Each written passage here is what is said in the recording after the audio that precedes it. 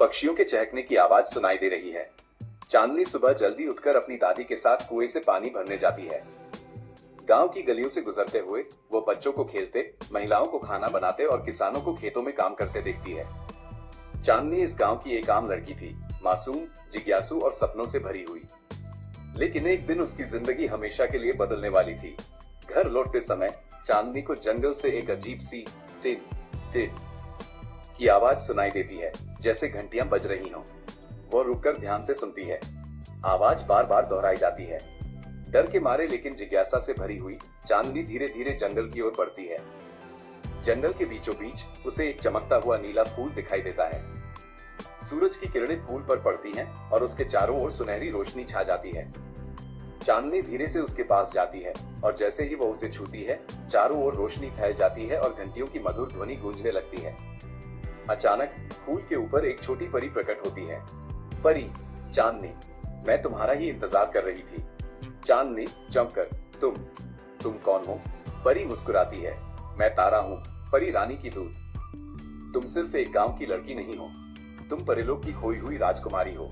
चांदनी, क्या ये कैसे हो सकता है? अचानक चारों ओर काला धुआं फैल जाता है। 3 डरावने छायादार सैनिक सामने आते हैं, उनकी लाल आंखें चमक रही हैं। तारा डरकर, हे भगवान, ये तो रुद्र के सैनिक हैं, वे रोशनी का फूल चाहते हैं। चांदनी डरकर पीछे हट जाती है। एक गोल मटोल सफेद खरगोश पेड़ के पीछे से कूदकर बाहर आता है। गोलू चुलबुली आवाज में, अरे क्या देख रही हो, भागो।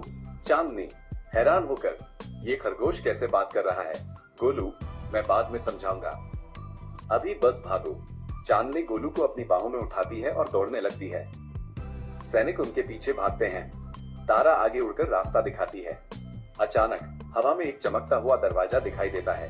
तारा चिल्लाती है, जल्दी इस दरवाजे से कूद जाओ। चांदनी छलांग लगाती है और उसी क्षण सैनिक पास आ जाते हैं। चांदनी एक हरे भरे मैदान में गिरती है, लेकिन ये कोई साधारण जगह नहीं है, सब कुछ चमक रहा है।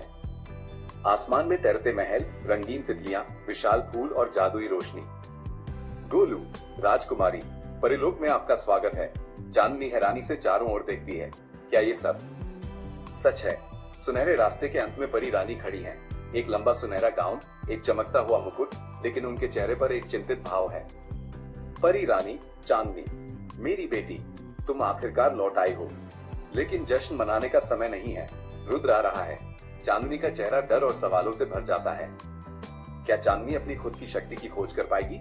क्या वो परीलोक को बचा पाएगी? ये जानने के लिए अगला एपिसोड देखें। अगर आपको यह वीडियो पसंद आया तो कृपया इसे लाइक करें, अपने दोस्तों के साथ शेयर करें और ऐसे ही और भी रोमांचक एपिसोड के लिए चैनल को सब्सक्राइब करना न भूलें।